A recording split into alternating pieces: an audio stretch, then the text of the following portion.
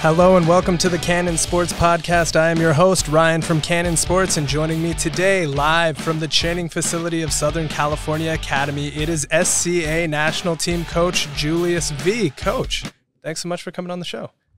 Appreciate you guys having me. All right, so Coach, you are the National Team Coach at Southern California Academy, now in your second year of existence at SCA? Yep, we started this June of 2020. Yeah, so we were about a year and a half in, year two. We actually started this during the Corona era beginning. Yeah. So. Yeah. Now, if you're listening to this and you're unfamiliar with Southern California Academy, located in Los Angeles, Southern California Academy is a prep basketball team, prep school basketball team, basically. Mm-hmm. A new prep school that, if you want more information, there's a series on YouTube called The Academy that has been covering Southern California Academy in their first 2 years of existence.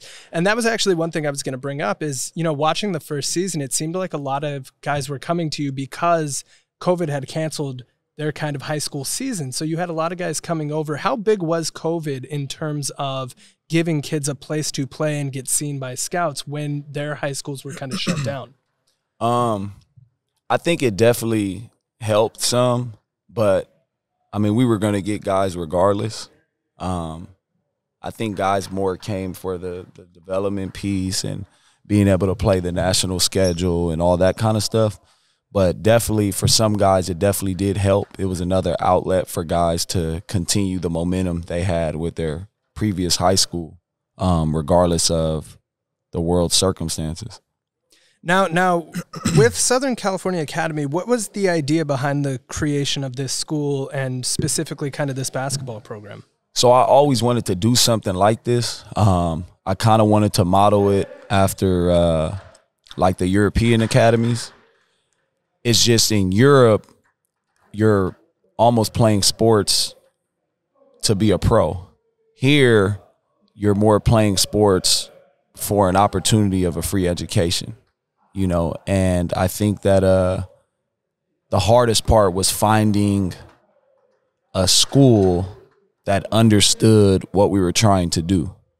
You know what I'm saying?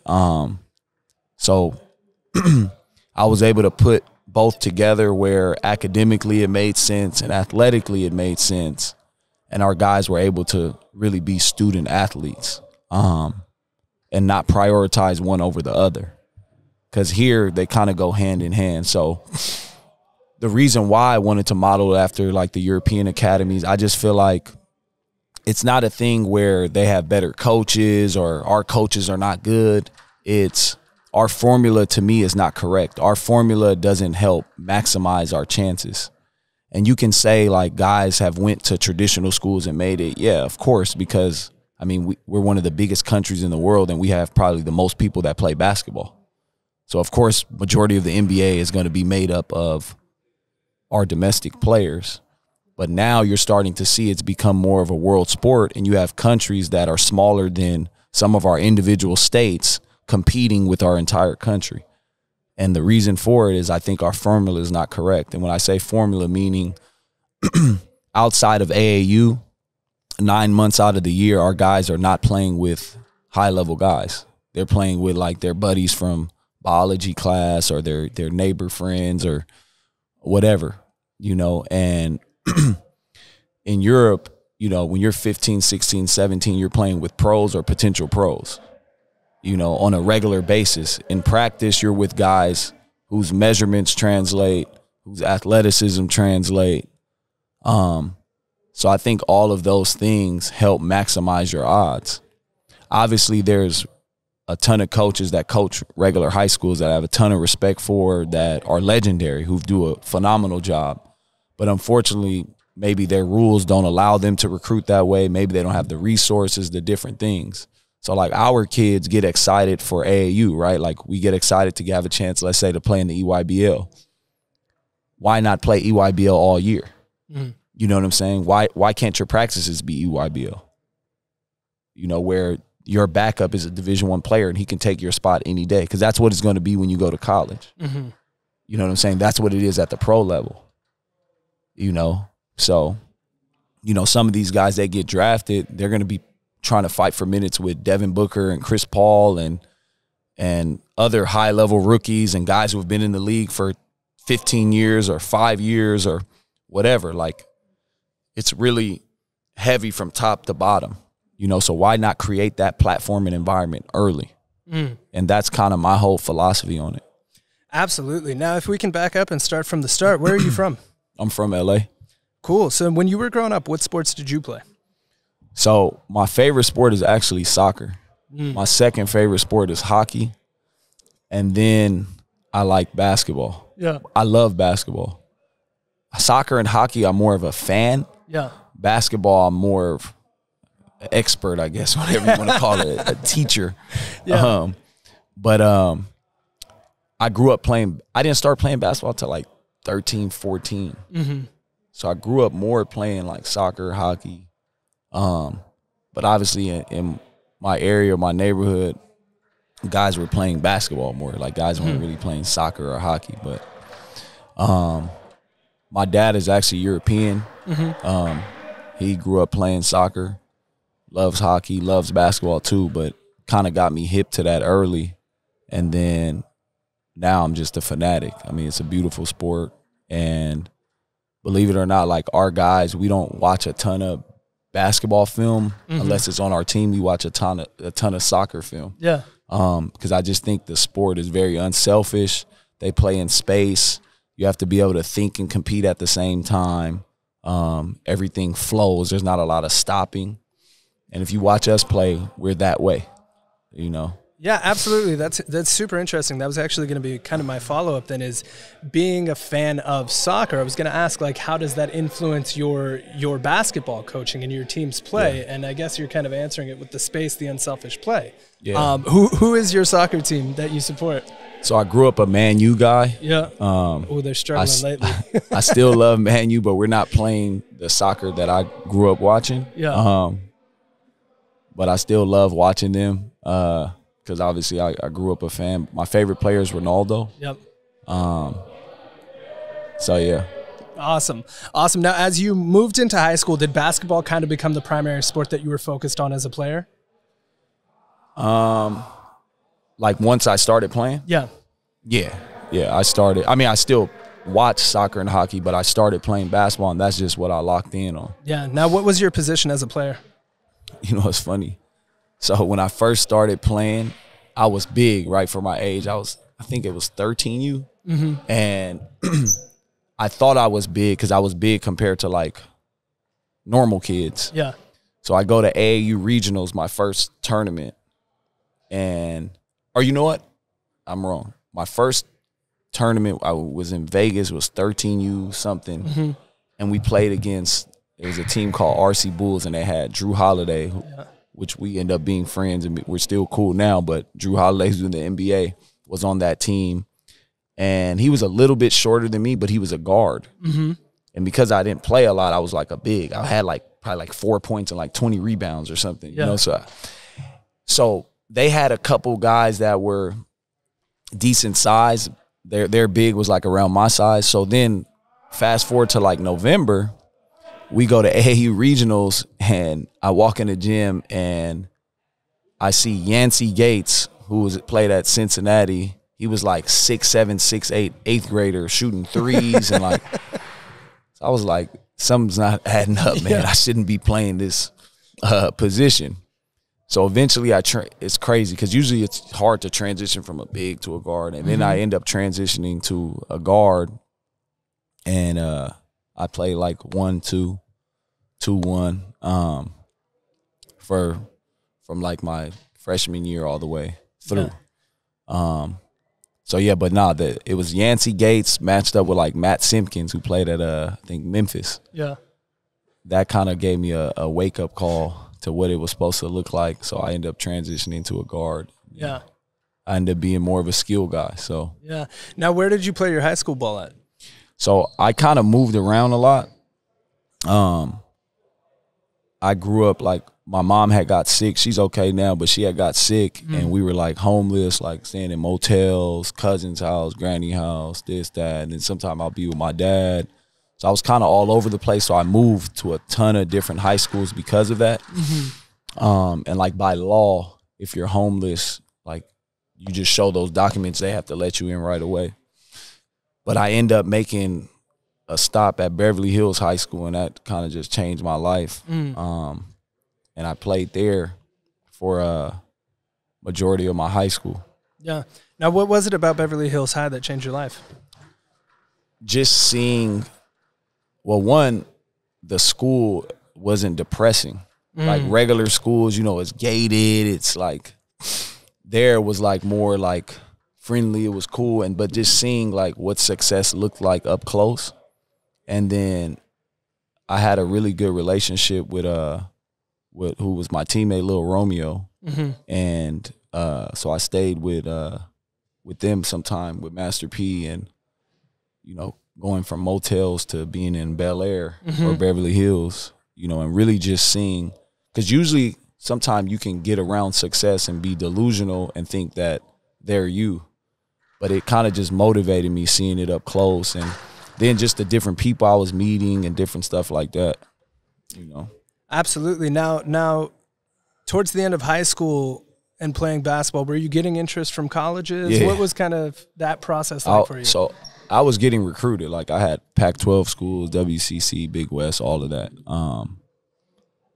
I didn't qualify academically because, again, my path was different. Like my day wasn't to tackle homework. Like my day was to figure out where we stand. You know what I'm saying? So before I like really got in the basketball scene and start getting recruited, I was so far behind academically that I had a lot of making up to do. So once like colleges got a hold of my transcripts and stuff, you know, I had to do a lot of stuff to make up for those grades that I missed. So I end up looking at a school I end up almost going to Stone Ridge Prep, and their thing got shut down. They were #1 in the country at the time. So they had a ton of guys that went there. Taj Gibson went there, Nikola Vucevic, Enes Kanter. Really good program with talent. So I looked at that, but I ended up going to a prep school in Houston, and then that got shut down. So academically, I didn't get the opportunity to make up for what I missed. So, yeah. Yeah, now, with all that being said, I have it down that you did end up going to Cal State Dominguez Hills. Yeah, that was just as a student. Yeah. Yeah. Yeah, so went to Cal State Dominguez Hills, and you were studying kinesiology. Yeah. Now, at what point did coaching enter your mind as something that you maybe wanted to do? While I was there, I was already training and stuff. I always felt like I was a little different. Like I just approached things different. I was always trying to get better and learn. So I think I always knew I was going to teach and be a coach and do things like that. So I actually started off volunteer coaching at the Y. So I was at the YMCA. I was volunteer coaching at Santa Monica Y and the West Side Y. So it's like a 8-minute car ride. But I used to, at the time, I didn't have money or anything, so I would volunteer at Santa Monica, then run to the West Side Y, volunteer there, and that's how I kind of started. But I always knew I wanted to get into coaching, though, you know. Absolutely. Now, from volunteering at the Y, what was kind of the next step of your coaching journey? Man, it's crazy, you know. So first, I started off, I would go recruit all the best players at all the Ys. Because when I was growing up, that's what people played, the Y, the Park. It wasn't a ton of AAU. So I went, but I knew that was starting to get popular at that early age. So I would go recruit all the top kids at the Ys and the Parks. And I created like a all-star Park/Y team and went and played club. Yeah. From there, once I got hip to the AAU scene, I started doing camps. I went and invited, I did research and got a list of all the top guys, invited them to camps. And then eventually it transitioned into teams. So Master P had a son, Hersey Miller, who's was at Tennessee State, just transferred to Xavier. He wanted to put a team together. And I actually played with P. Miller some. I played with other groups as well, but I was with P. Miller Ballers. So he wanted to put a group together for the young guys. So I already had relationships with all the top kids around the country because they were training with me. They'd come fly out here, train with me, stuff like that. So we ended up building a team. And it was crazy. I mean, we had Jalen Suggs, Jaden Hardy. You know, I had Josh Christopher early. Jalen Green early, Nico Mannion. I mean, list goes on, a ton of guys, right? And I kind of just, it worked out because I wanted to do something with guys early because I knew at the high school level they were already kind of have their circle and their crew, and what was I going to do, come in and, you know what I'm saying? So I started with the guys early when no one knew who they were or cared who they were. You know, and once those guys transitioned to high school, that's when I became relevant on the high school scene. Yeah, so I was going to say, in doing some research on you, a lot of the different camps come up: the California Preps King of Kings camps, the JUCO Unsigned Seniors King of King camps, California Stars. All of those, one of the things that seemed to be stressed was giving kids a chance to play in front of scouts and really play against some other top talent. What was the thought process that you had behind giving kids a chance to kind of play against some of the other top talent in the country and really get seen by scouts? Yeah, so it's two things. Like, a lot of people will go to camps and stuff for a ranking, right? And that's cool, you know what I'm saying? But I think the biggest thing is why I created the platform was, one, to see what you look like with other top kids at your level. I mean, at your stage, and be able to compare and see, okay, I need to work on this, or this guy has this over me, or whatever that may be, and be able to get that experience and get battle tested. The other piece was provide an opportunity and a platform for guys to showcase their talent level and have a chance to create some type of buzz or name or ranking or recruitment or whatever. You know what I'm saying? Because that stuff can help, right? At the end of the day, right, you got to be able to play. But there is a lot of politics in this. There is a lot of opportunity that some people may have over other guys, just because maybe they're not aware of certain platforms. They haven't been invited to certain things. They're sleepers, different stuff like that. So those were some of the things I wanted to tackle and kind of give these guys an opportunity to have. Now, when we talk about, you know, some of the guys that you've worked with and kind of getting top-ranked talent to come to these camps and to come work out with you, what was the process like of building up that reputation that then would attract some of the top talent in the nation, even as youth, to come work with you? That's a good question. I think one, I had a sponsored team, right? So guys wanted to be a part of that and have a chance to travel and stuff like that. 2, I was doing the camps. 3, I was just a fanatic. I loved being in the gym. So, you know what I'm saying? I had opportunity for guys to come and really get better, and then word of mouth, right? So, like, I had Kyrie Walker, who's with the Wizards G League team now. I mean, he was ridiculous, you know, at that stage. And, like, he was a guy that everybody called, like, a 4 at the time, and we promoted him and kind of transitioned him into a guard, and now he's a pretty high-level guard. But, like, you know, you have Kyrie Walker. You know, I had Jalen Suggs, Jaden Springer, and these guys started to create a buzz because we're traveling around the country playing, you know. And there were only really 2 teams really doing that. There were other good teams, but there was only 2 teams really traveling like that, which was like us and like We All Can Go. Coach Carlos runs that program, and he did a good job with a lot of young guys. He had the Bagley, Marcus and Marvin Bagley first. You know, so we were the guys who were getting the players early. But I trained as well and did skill development, you know. But my first, like, real, like, college/pro guys I had were the Hamilton brothers. So that helped me a ton. I had Jordan Hamilton, who's one of my best friends who I grew up with, and then his little brothers, Isaac Hamilton and Daniel Hamilton. So I used to go to UCLA every single day and train Isaac. And then I would train Thomas Welsh as well and some of the other guys on that team. And that, you know, just word of mouth. And then, you know, when you see a trainer training with other top players and you want to train with them, And sometimes that doesn't help, right? Because some guys they'll just sign up with guys just because they have high-level guys and they don't know if their stuff is actually good, right? But I think my stuff was good and I had high-level guys, and I had the relationships and I created somewhat of a type of buzz.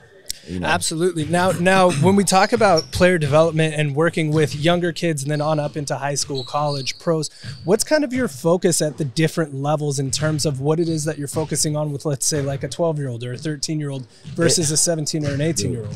It's so funny you ask that because a lot of people ask that. There's no difference. I believe if you can't be an elite shooter without elite footwork, you can't be an elite ball handler without elite footwork. So footwork is the biggest thing. I drill passing every day. So, like, I have Terance Mann on the Clippers. We'll do passing for 15, 20 minutes every workout. Then I'll take my high school guys who are top high school guys in the country. We do passing 20, 25 minutes a day. I'll take my 10U. We'll do passing 20, 25 minutes a day. So it's really all the same stuff. And we work on stuff that you're going to do in the game. And, like, I don't pay attention to moves. I pay attention to more movements. And that kind of goes back to footwork, change of speed, wiggle, rhythm, things like that. But it's all the same to me, But obviously, if I have a 5-year-old or 6-year-old, we're not shooting three-pointers, right? But as far as the movements and the footwork and being able to pass and things like that, it's pretty much all the same. Absolutely. And now you brought up Terance Mann, who plays for the Clippers. There's an episode of The Academy, as I was watching and doing some research, where you're working with a couple guys from the Clippers. How many guys are you working with outside of your AAU teams and SCA and your camps? How many guys, at that level are you working with, and what are kind of some of the focuses there? I have a lot of guys that I work with outside of our academy, from the NBA level, college, other high schools, middle schools, young guys that I do work with. I don't have as much as I used to. Before I would work with almost anybody, when I first started. Now I don't. If you're not like a fanatic, if you don't want to be coached hard, if you don't love the game, if I have to like beg you and politic with you to get in the gym and you have your own way of how you want to do stuff and it doesn't fit with me, I won't work with you. So I don't have as many of the numbers as I did before. So now, but I do have other guys outside of our academy that I'm with. Now as we focus kind of back on Southern California Academy, in your second year, last year, let me count it up, 1, 2, 3, 4, 5. So you had 5 guys go D1 schools last year. This year, 1, 2, 3, 4, 5, 6. You have 7 D1 commits this year. More. And another, you have more? Yeah. So what is the process like of, how do you go about kind of selecting athletes or recruiting athletes to come to SCA? I look for so I'm real clear with everyone we recruit. This isn't for everybody. That's the first thing. It's very simple. If you don't love this, if you don't want to be held accountable, if you don't want to live in the gym, if you don't want to be great, this is not a place for you. And I'm not telling you if you come here, that means you have to be an NBA player and all, but you have to strive for that. You know what I'm saying? And my background, again, is just different. Like, I'm not going to go into detail because it's not about that, but like the way I grew up, odds were not for me. They were against me. So like, I just come from a different type of background and like grind. And like, I don't like laziness. I don't like halfway stuff. Like, I can't roll with that. So I try to be very clear when I recruit guys. Obviously they have to have a certain talent level, you know what I'm saying, and a certain potential and upside. But again, like, if you're with like the riffraff and like you don't love this, I'm cool. You know what I'm saying?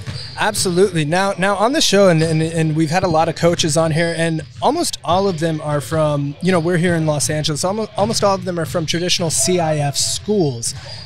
Southern California Academy being a prep school and playing a national schedule, what is the process like for you in terms of scheduling? I know you guys play like a grind session schedule. What's the process like of scheduling your games and tournaments and things like that?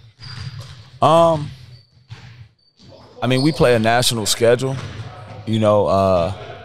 we're fortunate enough to have the resources to travel and get to where we need to get to. And guys that we play on the national stage typically have those resources as well, and they can get to us.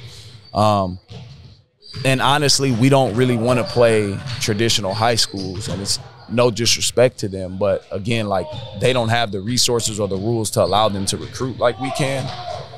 So we try to play the best competition possible. Mm-hmm. And not saying there aren't good players on those regular teams, and not saying there's not good teams, but 9 times out of 10, traditional high schools don't have the talent level to compete at our level. So we're not really looking to play those teams. Mm-hmm. There are some really good teams we'd love to play that are traditional high schools, but there's not a ton. Majority of our schedule are made up of teams similar makeup as ours.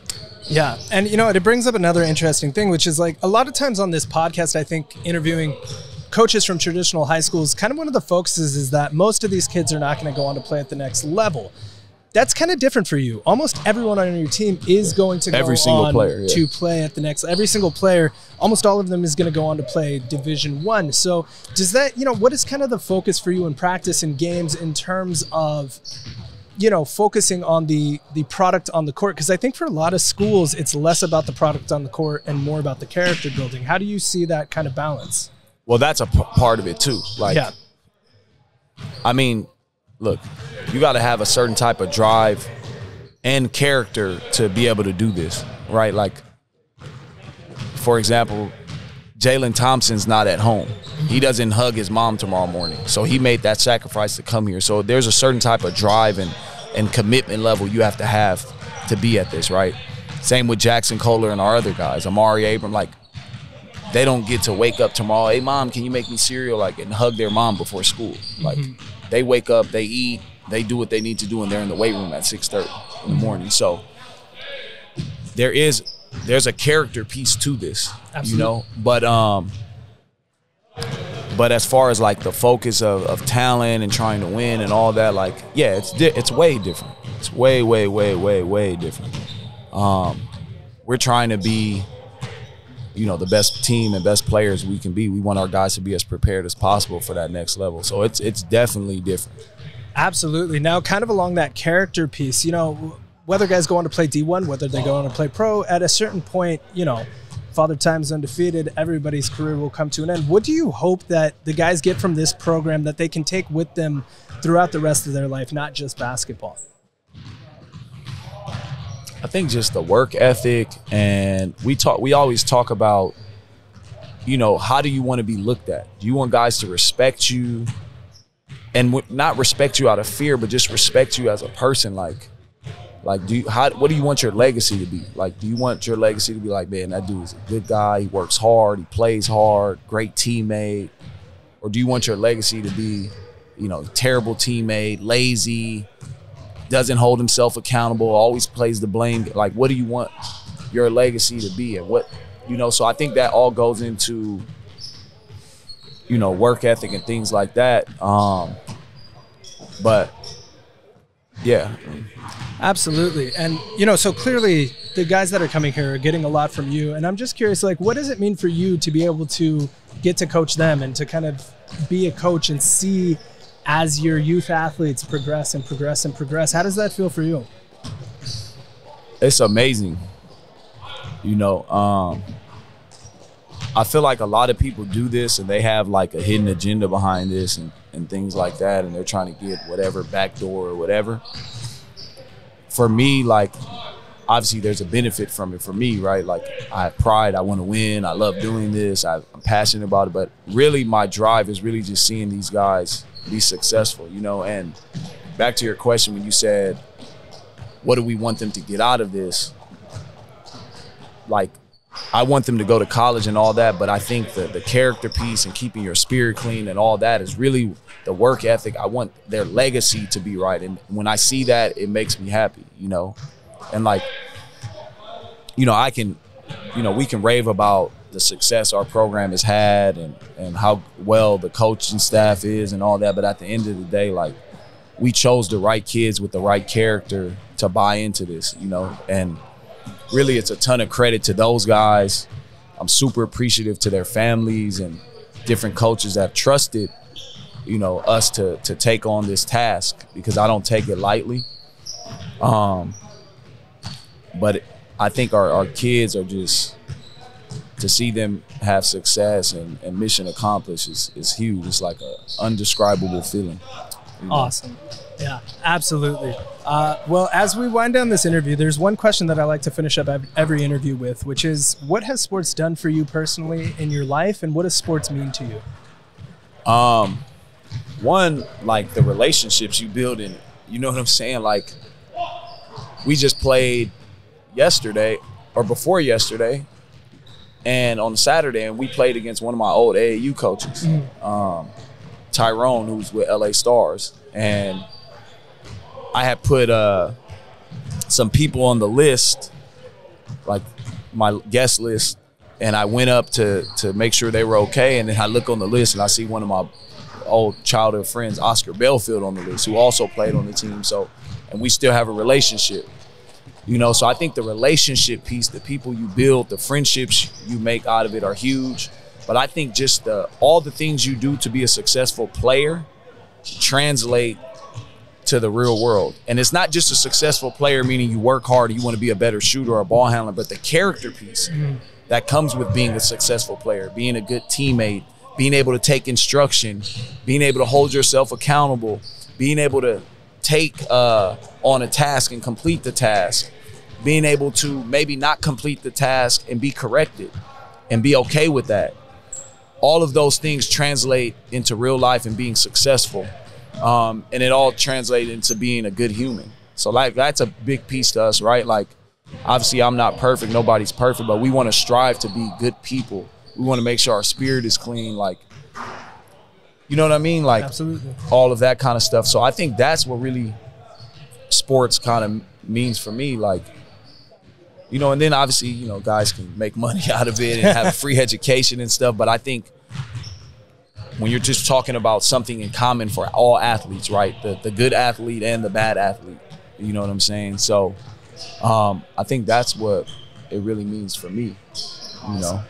Awesome. Well, Coach Julius V, Southern California Academy, in their second year of existence and having a lot of success, thank you so much for coming on the show. We really appreciate it. I appreciate you guys. Thank you. Awesome. Well, thank you guys for listening. If you were listening on Spotify, Apple Podcasts, or wherever else you get your podcast, thank you to those of you who are watching on YouTube.